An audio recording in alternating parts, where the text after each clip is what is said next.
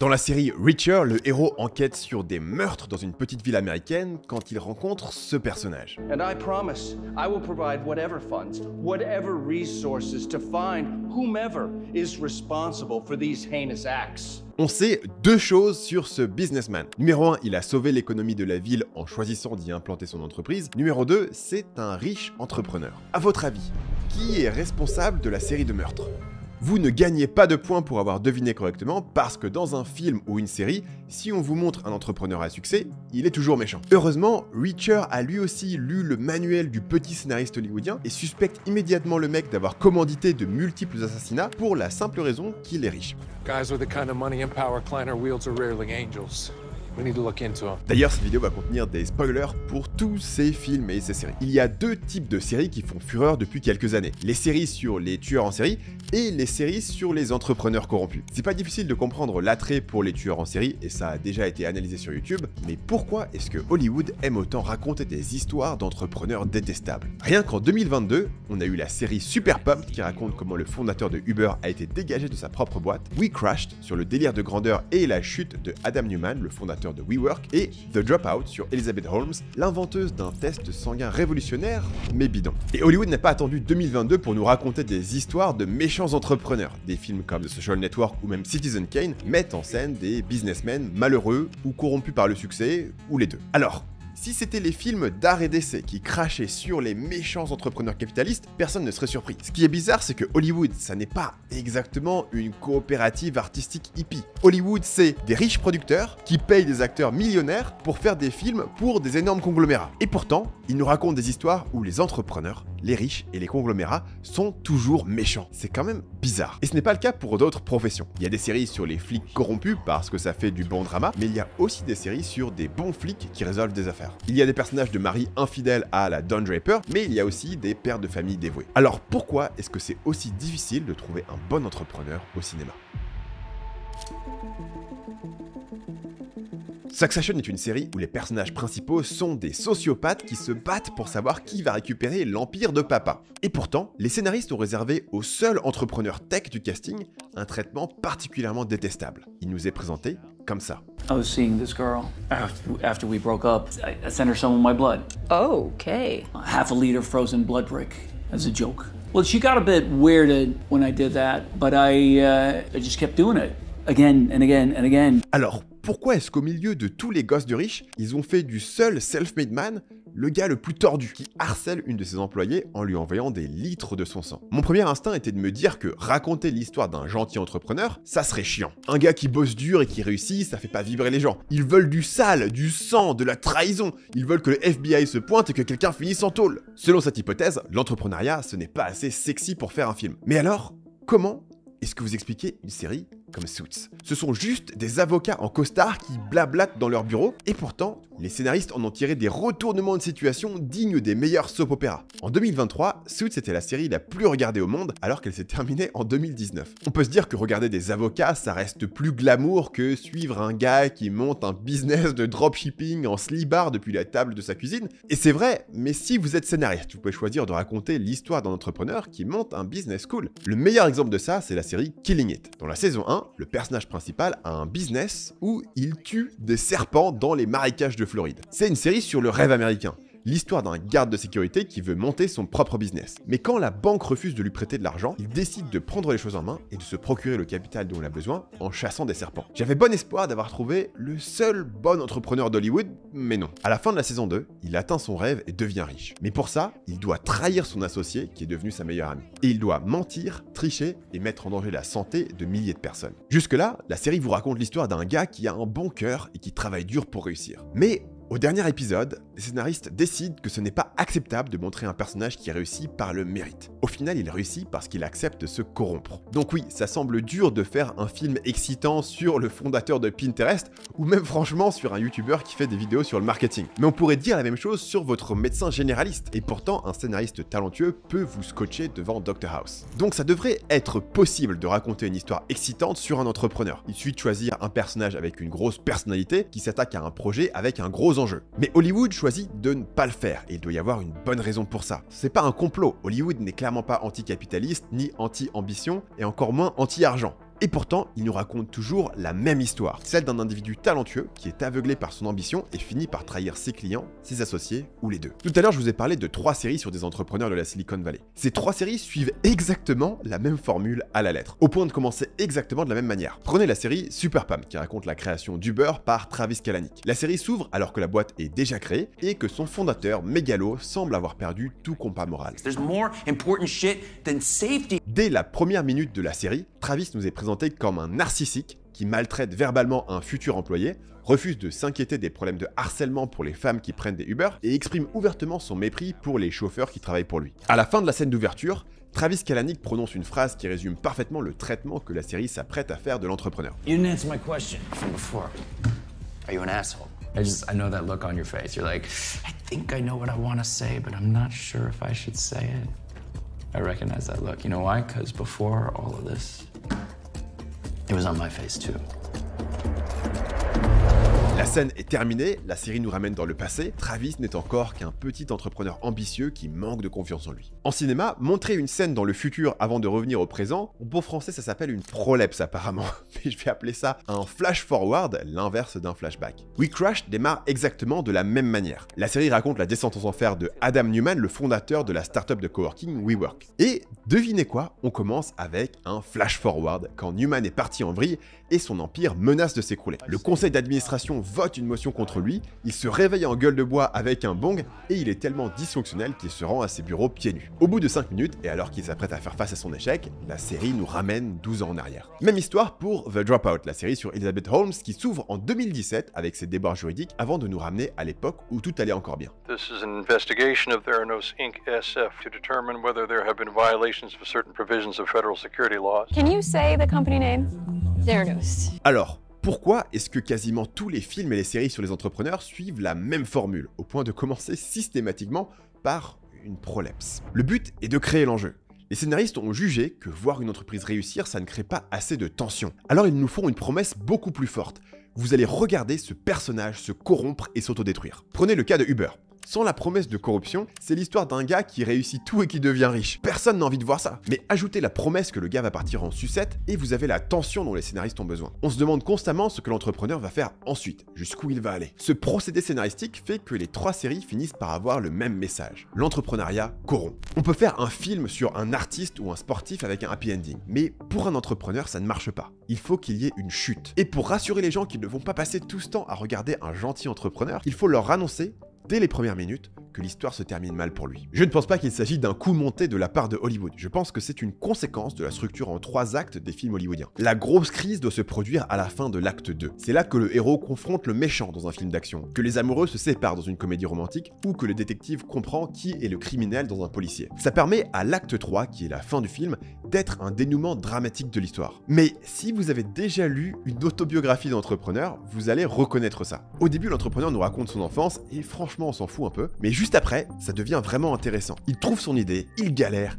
il est au bord de l'échec, puis il craque le marché. Son business explose. C'est super excitant. Et sur la dernière partie, il pilote un gros business. Il n'y a plus trop d'enjeux, il n'y a plus trop de risques. Finalement, vous avez les 2 derniers chapitres qui parlent de ces donations philanthropiques et on s'ennuie à mourir. La philanthropie, c'est cool, mais il y a 0 enjeu. Et ce schéma narratif ne marche pas du tout pour un film hollywoodien. Vous ne pouvez pas avoir le dernier tiers du film où le mec est riche et gère son expansion à l'international. Les spectateurs vont quitter la salle. L'acte 3 doit avoir un énorme conflit dans lequel tout est risqué. Mais dans une histoire d'entrepreneur, le conflit le plus intéressant, c'est comment il va trouver son idée et la faire décoller. Ça arrive trop tôt vers la fin de l'acte 1. Donc pour créer une fin satisfaisante, il faut un conflit encore plus gros dans l'acte 3. Mais comment est-ce que vous créez un conflit pour une personne qui a déjà réussi? Il y a une solution évidente, il faut mettre en scène sa corruption morale et sa chute. Ça explique pourquoi Hollywood ne choisit de raconter que les histoires de méchants entrepreneurs corrompus et ignore les bons entrepreneurs. L'histoire des bons entrepreneurs n'a pas de 3e acte et donc ne fonctionne pas à l'écran. Mais ça n'explique pas tout. Ça n'explique pas pourquoi, si un entrepreneur est un personnage secondaire dans un film ou une série, il est toujours un connard. Même s'il est présenté de manière positive au début,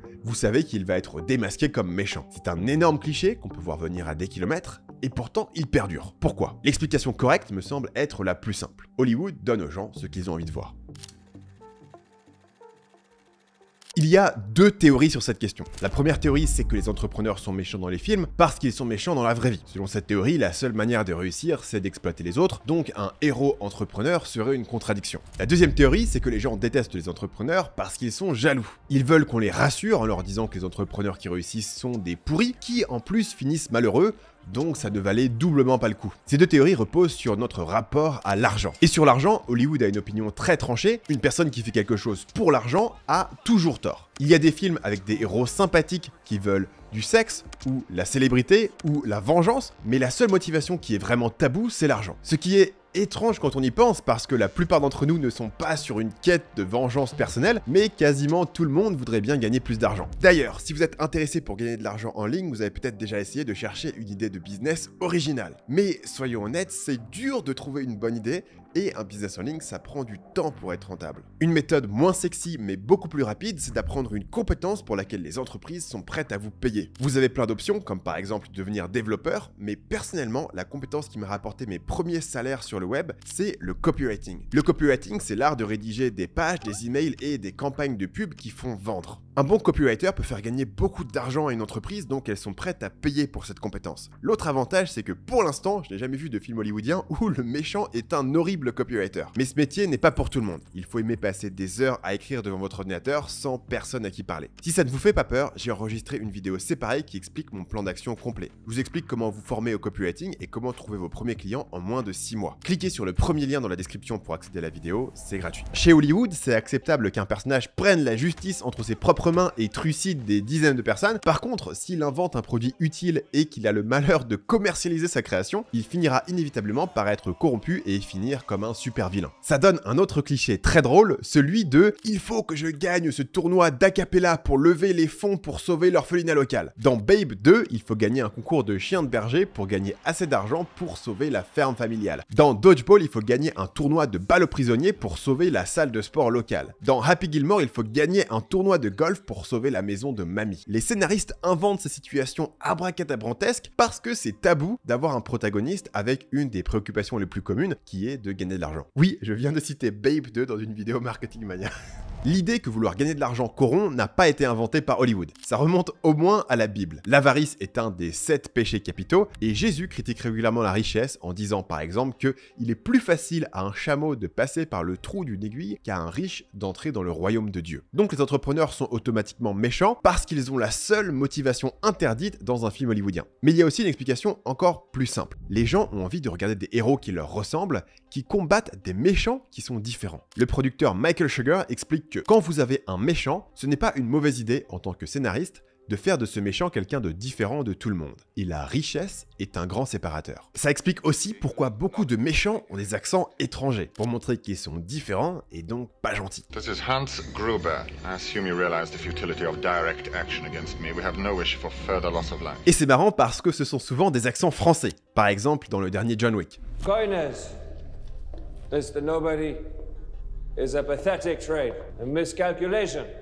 in which, by trying to hide our ego, we let it appear stark naked. Oui, cet acteur n'est pas du tout français et son accent ne ressemble à rien. On a loupé notre chance d'avoir Jean Dujardin dans John Wick. From a financial standpoint, you are now in heaven. Dans la pratique, je pense qu'on est tous d'accord que la plupart des Européens ne sont ni des espions, ni des braqueurs de banque, ni des tueurs à gages, mais dans les films hollywoodiens, un accent sert à marquer les méchants en créant une séparation entre le personnage et le public. L'argent est utilisé de la même manière. Si un personnage est riche, il est différent de nous, donc, comme les accents étrangers, ça sert à marquer les méchants. Et comme le spectateur moyen ne s'identifie pas à un entrepreneur, l'entrepreneur ne peut pas être un héros. Mais attendez, le spectateur moyen n'a pas non plus de super pouvoir. Alors pourquoi est-ce que un film sur 2 qui sort est un film Marvel? Une des différences clés entre un entrepreneur et un super-héros, c'est que le super-héros n'a pas choisi d'être super. Une des raisons pour lesquelles les gens sont hostiles aux entrepreneurs, c'est qu'ils ont l'impression que l'entrepreneur leur dit « Si t'es pauvre, c'est de ta faute, tu n'avais qu'à travailler dur comme moi. » Et parfois, ils ont raison. Les super-héros n'ont pas ce problème. Spider-Man n'a pas choisi de se faire piquer par une araignée. Neo n'a pas choisi d'être l'élu. Harry Potter n'a pas choisi d'être le némésis de Voldemort. La scène où Hagrid révèle à Harry qu'il est un sorcier résume parfaitement cette idée. You're a wizard, Harry.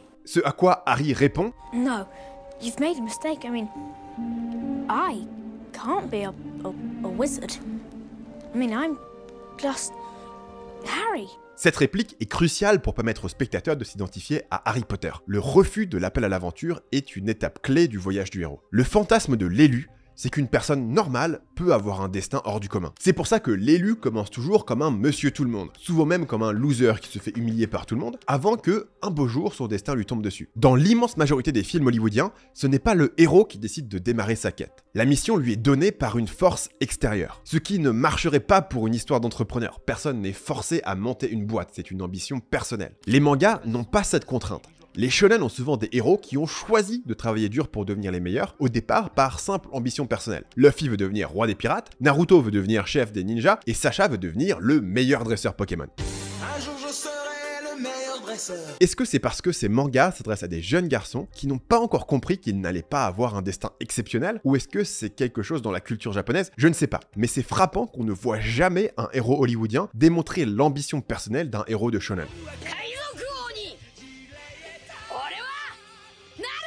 Là où les héros de manga se déchirent pour réussir, Hollywood préfère, paradoxalement, un héros qui a un talent naturel. Un personnage qui travaille dur nous renvoie l'image désagréable qu'on n'en fait peut-être pas assez pour réaliser nos rêves. Mais peu importe tous vos efforts, vous n'allez jamais être Superman, Sherlock Holmes ou même Oppenheimer. Pour déculpabiliser le spectateur, les scénaristes ont 3 stratégies possibles. La stratégie 1, c'est quand l'entrepreneur perd tout à la fin du film. Idéalement, il va même en prison, comme Elizabeth Holmes. Ça rassure le spectateur, qui se dit « je n'ai pas réussi, mais c'est parce que je suis honnête ». Et gentil. Mais parfois cette stratégie n'est pas possible, généralement parce qu'on raconte une histoire vraie et l'entrepreneur n'a pas tout perdu dans la vraie vie. Alors les scénaristes peuvent se rabattre sur la stratégie 2 où l'entrepreneur finit seul en ayant trahi tous ses amis, comme Mark Zuckerberg à la fin de The Social Network. Il a réussi, mais seulement parce qu'il a poignardé tous ses proches, donc le succès ne valait pas le coup, j'ai pris les bonnes décisions dans ma vie. Ou la 3e stratégie qui est une variante, on découvre que l'entrepreneur est profondément malheureux malgré son succès, comme le personnage principal de Citizen Kane, dont le dernier mot est un rappel de la dernière fois qu'il a été heureux, quand il était enfant et qu'il jouait avec son traîneau. Alors, est-ce que c'est possible de faire un film ou une série avec un bon entrepreneur? Je pense que oui, mais il va falloir faire pas mal de gymnastique pour éviter tous les problèmes dont on a parlé jusqu'ici. D'abord, il faut choisir un entrepreneur qui a un produit assez visuel, pour qu'on ne soit pas coincé à regarder un mec qui tapote sur son clavier pendant 2 heures. Ensuite, il faut créer un enjeu énorme. Si notre enjeu est juste est-ce que la boîte va réussir ou est-ce que le gars devra trouver un job normal, personne ne va payer un ticket et un popcorn pour voir ça. On peut aussi créer un enjeu humain. Par exemple, le bon entrepreneur pourrait être trahi par une méchante entreprise avec un méchant PDG et on a envie que le gentil entrepreneur lui défonce la gueule. Ça va aussi nous permettre de résoudre la question de l'argent. Notre gentil entrepreneur n'est juste pas motivé par l'argent. Il veut créer un produit qui va changer le monde et casser la gueule du méchant entrepreneur. La personne moyenne a une vague impression que les gens qui réussissent exploitent les autres. Et on ne va pas leur faire la leçon dans le film sur la pensée économique de l'école de Chicago. Donc il faudrait montrer que l'entrepreneur a réussi non pas en exploitant les autres, mais en créant un meilleur produit que les gens choisissent de leur plein gré. Et au passage, ça aidera si on peut montrer que la méchante entreprise arnaque les gens pour rassurer les gens dans leur croyance que généralement les riches sont méchants. Il faut aussi créer quelque chose pour éviter de faire culpabiliser le spectateur, qui est affalé sur son siège au lieu de créer un produit qui va rendre ses descendants riches pour 4 générations. Là, on va piquer la technique des super-héros. Le héros a un talent inné. Il n'a rien demandé, il n'a pas travaillé pour, il est juste différent et il découvre un beau jour son destin. Finalement, il faut trouver une manière dramatique de terminer notre histoire. Par exemple, un conflit final entre le héros et la méchante entreprise. Et soit le héros se sacrifie personnellement et meurt, soit il sacrifie son entreprise d'une manière qui fait aussi imploser l'entreprise des méchants. Dans les deux cas, ça crée une fin dramatique et ça prouve une bonne fois pour toutes que notre héros était là pour la mission et pas pour l'argent. Un exemple d'une série qui a fait ça très bien, c'est The Bear. Le personnage principal ouvre un restaurant. C'est un entrepreneur. Il doit lever du capital, gérer des employés et attirer des clients. Mais contrairement à tous les exemples dont on a parlé, il n'est pas corrompu par son ambition. Le drama vient du fait qu'il essaye de faire quelque chose de très difficile et qu'il a la rage au ventre de réussir. Si on reprend nos catégories, ça coche toutes les cases. Le produit est visuel puisque c'est de la nourriture. Il y a un enjeu émotionnel fort, ce n'est pas juste un gars qui ouvre un resto. Il reprend le resto de son frère qui s'est suicidé. La question de l'argent est réglée dès le premier épisode, il n'a pas d'argent, il ne prévoit pas d'en gagner beaucoup, et il n'est pas là pour ça. This is original Big E Red Line salvage, all right, from 1944. You can get $12.50 for that on eBay tonight. La question de l'exploitation est partiellement réglée par le choix du produit. Peu de gens ont l'impression de se faire exploiter par les restaurants, mais on pourrait facilement accuser un chef d'exploiter ses employés. Alors la série nous montre 3 choses pour nous désabusser de cette notion. On voit que notre héros s'est lui-même fait maltraiter par son patron précédent, qui est présenté comme un riche connard typique. Ensuite, on le voit soutenir personnellement ses employés en leur payant des formations. Finalement, il travaille plus que n'importe qui prérequis pour faire réussir le resto. Comment est-ce qu'on évite au spectateur d'être culpabilisé en regardant ce mec travailler dur pour son rêve? C'est là que la storyline du destin familial entre en jeu. Moi aussi, si mon frère décédé m'avait laissé un resto, je le reprendrai pour honorer sa mémoire. Mais coup de bol, ça n'est pas le cas, donc ma situation n'est pas comparable et je me pose pas trop de questions. Il reste la question de l'acte 3. Évidemment, on ne peut pas avoir une dernière saison où le resto marche et tout roule. Ce serait une trahison totale de l'esprit frénétique de la série. Donc il faut s'attendre à ce qu'ils doivent sacrifier sa santé mentale, son restaurant ou même sa vie à la fin de la série. Autre exemple, la série Silicon Valley. Le produit n'est pas visuel, puisque le personnage principal, Richard, monte une start-up de compression de données. C'est contrebalancé par une galerie de personnages hauts en couleur. Vous avez par exemple le milliardaire mégalo qui tue accidentellement un éléphant parce qu'il voulait faire le show à son conseil d'administration. How the fuck does something like this happen? How does an elephant just die? He was very old. Who gives a fuck about the elephant? What about me? This does not look good. Vous avez aussi l'investisseur Keke qui pleurniche parce que Forbes l'a sorti de la liste des milliardaires. I had to sell my McLaren. Yeah, but there's a Maserati in the driveway. Who gives a fuck? That has doors that open like this. Like this. Like this. So it's all fucked. Ces personnages servent à créer de l'enjeu. L'enjeu de la série n'est plus de savoir si la startup va marcher, mais s'ils vont réussir à battre le méchant, arrogant et insupportable. Wait a minute. Did you just compare the treatment of billionaires in America today to the plight of the Jews in Nazi Germany? Absolutely. Ça donne aux héros une mission qui va bien au-delà de l'argent. They track our every move, they monitor every moment in our lives, and they exploit our data for profit. And you can ask them all the questions you want, but they're not going to change. They don't have to. These companies are kings, and they rule over kingdoms far larger than any nation in human history. They won. We lost. Et ça crée un enjeu moral. Le deuxième épisode de la série pose la question qui structure les 6 saisons, est-ce qu'il faut être un connard pour réussir dans la Silicon Valley? Les cofondateurs de Richard essaient de le convaincre de virer son meilleur ami, qui est gentil mais complètement incompétent. Tout au long de l'épisode, on essaie de le convaincre de devenir un connard, un asshole en anglais. He was kind of being an asshole back there. Yeah, that's why he's a billionaire, because he knows how and when to be an asshole. That's what you need to be like. You do, Richard. Whatever. Now you're being an asshole. You say that like it's a bad thing. Richard, if you're not an asshole, it creates this kind of asshole vacuum, and that void is filled by other assholes. You need to completely change who you are, Richard. Je vois ça comme un clin d'œil direct au plus grand film sur un entrepreneur de tous les temps, où Zuck vire son cofondateur et ami, Eduardo. Asshole, c'est aussi le terme utilisé pour qualifier Zuck dans l'intro du film. Mais à la différence de Social Network et de toutes les autres séries dont on a parlé, il n'y a pas de flash-forward dans Silicon Valley. On ne vous promet pas d'avance que Richard sera finalement corrompu. On vous laisse suivre l'aventure d'un entrepreneur, pour de vrai, sans rendre de jugement de valeur à l'avance. Va-t-il se laisser corrompre ou non? Est-ce vraiment inévitable? Silicon Valley répond que non, que ce n'est pas inévitable. Il va refuser de virer son pote. Richard, stop being a fucking pussy and start being an asshole. You want me to be an asshole? I'll be an asshole. I'll be an asshole to you, and you, and you, and you, and Peter fucking Gregory. Fuck all of you. Big head stays. You know, if I wanted to be a sellout, I'd have done that already. I'd be on a beach somewhere with $10 million in my pocket. Not in my pocket, in a bank account. Okay? This is my company, it was my idea, and we do what I say. Cet extrait règle aussi la question de l'argent. On lui a proposé plein d'argent pour son algorithme, et il a refusé pour pouvoir suivre sa mission. Le spectateur est aussi déculpabilisé grâce au syndrome de l'élu. Richard est un programmeur de génie, personne ne s'attend à ce que vous et moi puissions faire ce qu'il fait. Reste le problème du troisième acte. Comme je vous le disais tout à l'heure, la série ne peut pas se terminer avec un succès. Mais ce serait bizarre pour une comédie satirique de se terminer par la mort du héros. Quoi qu'on a vu plus bizarre, dans le dernier épisode de la sitcom Seinfeld, les personnages vont en prison. We find the defendants guilty. Alors les scénaristes de Silicon Valley choisissent l'autre option qu'on a évoquée. Richard sacrifie sa boîte pour le bien commun. Dans le dernier épisode, après s'être rendu compte que sa technologie pose un danger pour l'humanité parce qu'elle permet de contourner des systèmes de cryptage avancés, il choisit de saboter le lancement de son logiciel et de s'exposer au ridicule public. Son entreprise passe de 8 milliards à 0 de valorisation en un jour, elle est comparée à Theranos et à WeWork dans les médias, et tout est bien qui finit bien. C'est marquant que le seul moyen que les scénaristes ont trouvé pour dépeindre un entrepreneur sympathique est de le faire autodétruire son entreprise. entreprise. Comme le dit cette journaliste de Slate, si quelqu'un parvenait à briser les algorithmes de chiffrement les plus puissants existants, est-ce qu'on voudrait réellement qu'il supprime son code dans l'espoir que personne d'autre ne le découvre jamais? Je dirais non. On voudrait qu'il réfléchisse à la manière de divulguer ses conclusions de manière responsable et progressive aux bonnes personnes. On voudrait qu'il travaille avec les gouvernements et les partenaires industriels pour garantir que, lorsque leur technologie sera lancée, des garanties suffisantes seront en place pour protéger les services et les communications essentielles. On voudrait utiliser son travail pour faire progresser le cryptage et la sécurité en ligne. Cet argument se tient d'un point de vue logique, mais pas d'un point de vue narratif. Pour faire une fin satisfaisante, l'entrepreneur doit sacrifier soit sa moralité, son entreprise, ou sa vie. Dommage que les scénaristes choisissent quasiment toujours la première option.